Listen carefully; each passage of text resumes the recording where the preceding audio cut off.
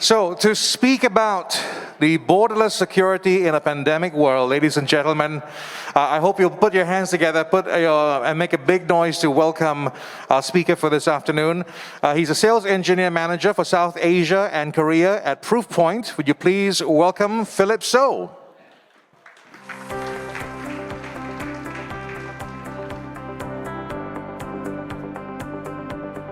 Thank you very much. Thank you. So before I start, again, a big thank you to Raman CIO Academy for having us here. And of course, also a big thank you to everyone here in this room for making this thing possible. I want to echo what Damien said earlier. It feels really, really good to be back here on stage, especially when we are fully dressed up, not no half jacket, half shirt, and then bottom shorts, right? My kids always wonder, what am I doing at home dressing like that? They just give me the kind of weird look. So it's really, really good. I mean, after 2 years to be back on stage again, doing what really enjoy doing.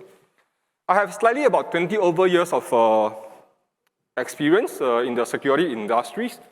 And I would say the last 10 years has been the most interesting because of the fast, changing landscape, in this space itself. So the first 6 of the 10, I was helping customers and organizations into this digital transformation journey. So back then, if you remember, maybe like in 2010, big data was a big thing. Companies are jumping into the big data wagon. There's tons of digital transformation conversations that's going on. So we were talking about putting data into the cloud, putting applications into the cloud. And like what Michael said earlier, right? Security on the cloud and security on-prem is a totally different thing. So there's a lot of challenges, but we manage it.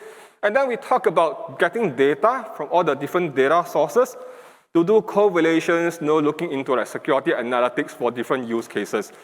Interesting stuff. Moving forward from digital transformation, I start to help customers, organizations to look into digital risk.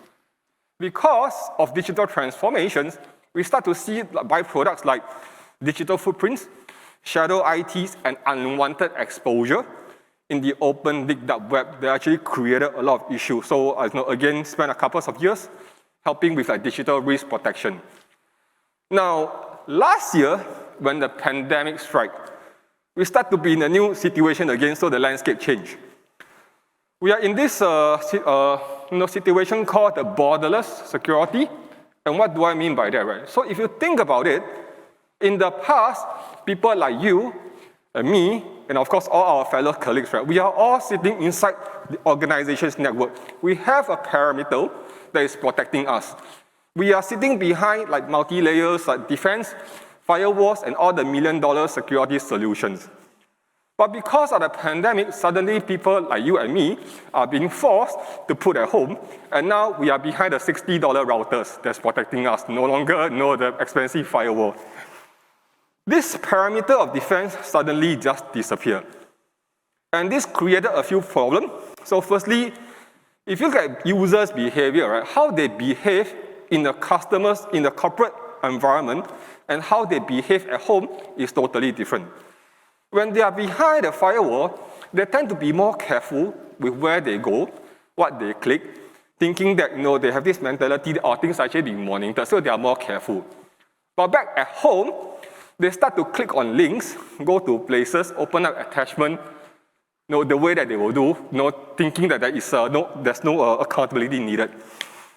And one of the shocking facts,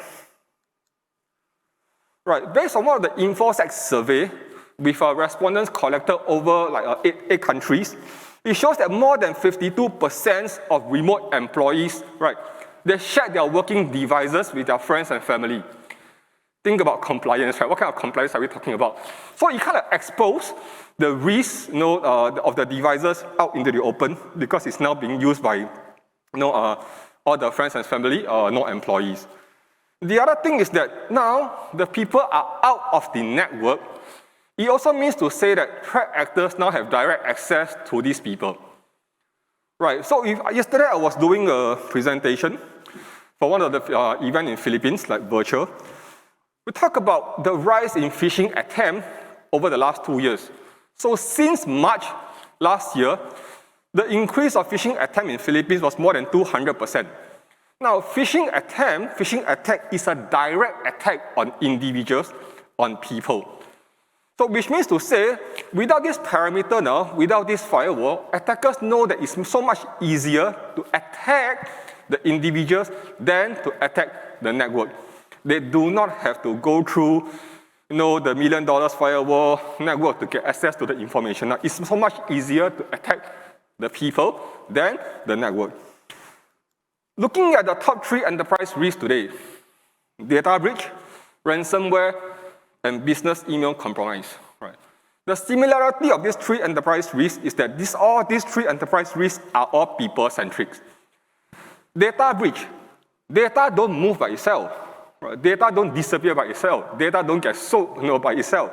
You need people to actually move it, copy it, open something, lost it, sold it. And then ransomware. Network do not install ransomware. System do not install ransomware. Ransomware do not appear in your network on its own. Someone has to click on something, allow the traffic to come in, to let the ransomware to be in your environment. Same thing for business email compromise, right? Someone has to receive the email, been fooled into thinking that someone of a senior executive level sent them an email, for them to continue the actions to do the fund transfer, which typically happen in BEC. Now, BEC is really a big problem because in last year alone, we are talking about 26 billion losses in this threat itself. And all these 3 top enterprise risks, right, are something that involve human element. Now, before I move on to the next slides, I just request that you take a few seconds and ask yourself, right, do you have access to information to know who in your organizations might be the next person to click on something or could be falling into a BEC attack? You don't have to give me an answer. You just have to ask yourself, do you have access to that kind of information, right, to answer this question?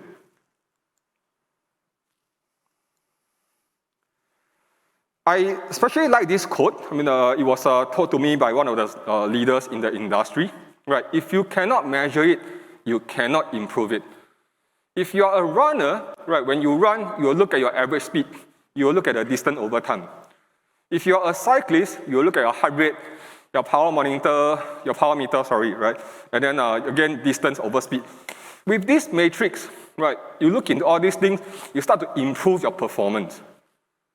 Now we talk about people risk. How can we measure people risk? If we don't measure it, how can we improve it? Now, to talk about taking a people-centric defense, it's not about putting in fanciful equipment solutions, not buying more things to lock down your user. To take a people-centric defense is to understand your user behavior. We talk about data, right? To have the right data in place to understand what are the user at risk, right? Who are being attacked, and if they are being attacked, if they fall into it, what is the impact? In this slide itself, there's 3 circles putting together into a Venn diagram. There are 3 kinds of risks that we can look into to take a people-centric defense approach. Firstly, we talk about the likelihood risk, right? So this is talking about who in your organization are more likely to fall into an attack. This could be due to a behavioral issues. Someone, when they receive an email, without double check, without looking further, they just click. Or it could be people who lack of security awareness training, right? So they didn't know that this could be a possible attack, and they click on it. And then we talk about probability risk. This is looking into who is being attacked in your organizations, right? There is definitely going to be attacks coming in, but how do we identify who are being attacked? What kind of attacks are they undergoing? And what kind of volumes of attacks they are being targeted? And then impact risk. So there's going to be like thousands of employees in the organizations. If someone got breached, right, what kind of impact can they actually cause to their organizations? Think about it, right?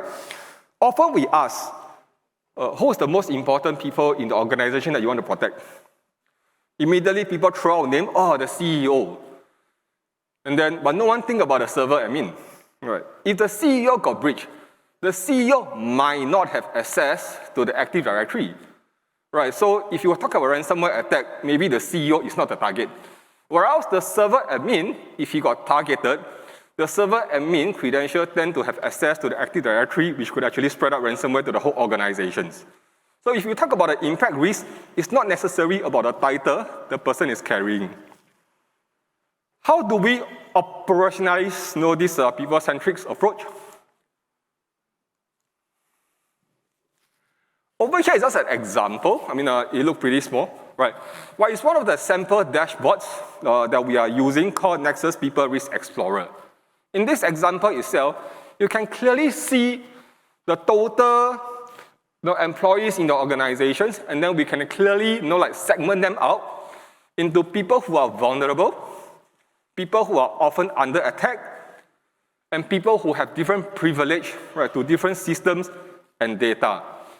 Now, if you look at just now the question that I asked you again, right? Now, who are the person in your organizations that is likely to click the email, the malicious link? The answer will be here, right? And if you want to know if the person that clicked the link, does it have an impact to the organization? Would it cause reputation damage? A lot of issues. The answer is here. Now, with such clarity in your environment, immediately we can actually dive into the middle portion of the Venn diagram to look into the imminent target. People who are vulnerable, people who often got targeted, and people who have high privilege access. Of course, when you dive into this, the numbers itself, we are able to provide you even with more information and detail, but I won't be able to cover that here in these sections. But the point over here is that to take a people-centric defense approach, it's not about putting in more solutions, right? More security tools. It's about understanding, right, the security postures of your people in your organization. And that need data in your environment, data of your users' behavior and how they respond to risk. So what's next in this post-pandemic world? We are all here today in a physical event. But are we all going to go back to the office tomorrow? Unlikely, right? So working from home is here to stay. Perhaps in the hybrid model. But employee, they does want to stay at home. They want remote, they want to do remote work even after the post-pandemic. In fact, according to a survey, 58% say that they will absolutely look for a new job if they are not allowed to work from home. So the approach here is that we will not be going back, right, to the pre-pandemic days. Things will not be the same. The approach to security is to look into the people and to look into this remote working style.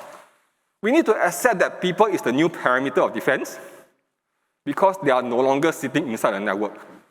To get to the data in your environment, to get to the system into your environment, the easiest way is through the people, and people now is the new parameter. So it is recommended then, to have cybersecurity training. So cybersecurity training is no longer a nice to have. It is a must-have, right? People need to be taught, people need to be trained, and this training has to be something that's dynamic. We need to have a program that allow them to adapt and change according to the demand and the landscape. Adaptive security measure for people at risk. So we talk about zero trust. We heard a lot of these words today, and now we talk about credentials, control. So again, different people, right? When we start to see risk coming out of the people's behavior, things has to be adapt and response accordingly to them. So with this, I'd like to say thank you and to everyone in this room, and that's all. Thank you very much. Thank you very much, Philip.